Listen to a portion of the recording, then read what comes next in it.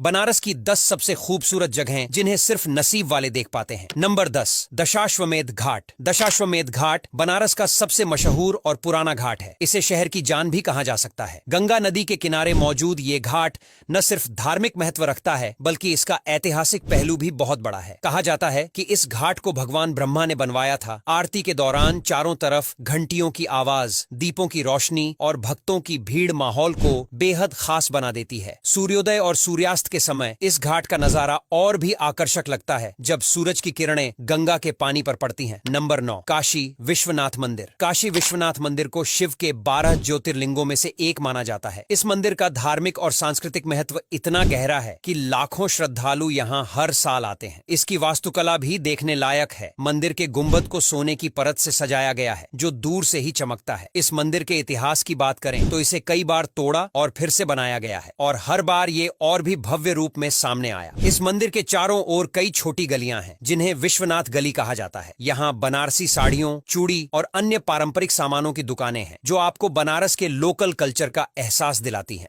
Number 8, Sarnath. Banaras से कुछ kilometre की दूरी पर मौजूद सारनाथ बौद्ध धर्म का प्रमुख स्थल है। इसे इसलिए खास माना जाता है क्योंकि भगवान बुद्ध ने यहाँ अपना पहला उपदेश दिया था। यहाँ धमेक स्तूप और चौखंडी स्तूप जैसी ऐतिहासिक धरोहरें देखने को मिलती हैं जो बौद्ध स्थापत्य कला की मिसाल हैं। अशोक स्तंभ जो भारत के राष्ट्रीय प्रतीक में भी शामिल है इसी जगह से लिया गया है। सारनाथ का शांत माहौल और यहाँ की हरियाली आपको एक अलग ही एहसास देती है। यह जगह इतिहास और आध्यात्म का संगम है जहाँ बौद्ध धर्म की जड़ें गहरी हैं। नंबर 7, रामनगर किला। गंगा नदी के किनारे बना रामनगर किला काशी नरेश का रेजिडेंस है। इस किले का निर्माण 17वीं शताब्दी में हुआ था और इसे मुगल आर्किटेक्चर के स्टाइल में बनाया गया है। किले में एक म्यूजियम भी है जहां आपको रॉयल परिवार की पुरानी कारें, हथियार और कई ऐतिहासिक चीजें देखने को मिलेंगी। म्यूजियम में प्राचीन घड़ियों का भी एक अनोखा कलेक्शन है। किले के अंदर का नजारा आपको सीधे पुराने समय में ले जाता है जहां राजाओं और उनके शाही जीवन की झलक देखने को मिलती है। खासकर गंगा नदी के किनारे से किले का नजारा बेहद आकर्षक है। नंबर 6, अस्सी घाट। अस्सी घाट बनारस के सबसे फेमस घाटों में से एक है। ये घाट गंगा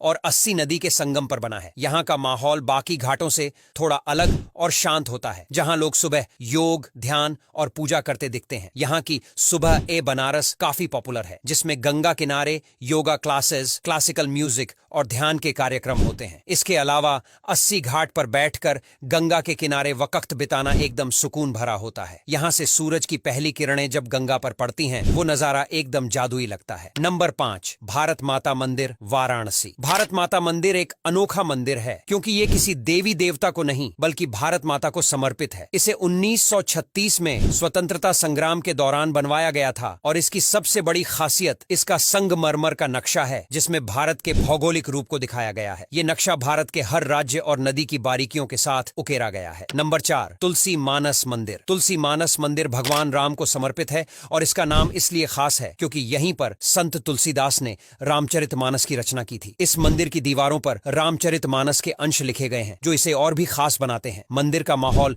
एकदम शांत और सुकून देने वाला है जहां आप भगवान राम की लीलाओं को महसूस कर सकते हैं। इसके अलावा यहाँ की साफ सफाई और प्राचीनता भी इस मंदिर को खास बनाती है। नंबर 3, मणिकर्णिका घाट। मणिकर्णिका घाट बनारस का सबसे प्राचीन घाट है और इसे महाश्मशान भी कहा जाता है। हिंदू धर्म में इसे बहुत पवित्र माना जाता है क्योंकि यहाँ मृतकों का अंतिम संस्कार होता है। कहा जाता है कि इस घाट पर अंत्येष्टि होने से आत्मा को मोक्ष मिलता है। इस घाट का नाम मणिकर्णिका इसलिए पड़ा क्योंकि मान्यता है कि यहाँ भगवान शिव की पत्नी सती का कान का आभूषण गिरा था। धार्मिक और सांस्कृतिक दृष्टिकोण से इस घाट का महत्व बहुत ज्यादा है। नंबर 2, संकट मोचन हनुमान मंदिर। संकट मोचन मंदिर भगवान हनुमान को समर्पित है और ये मंदिर बहुत पुराना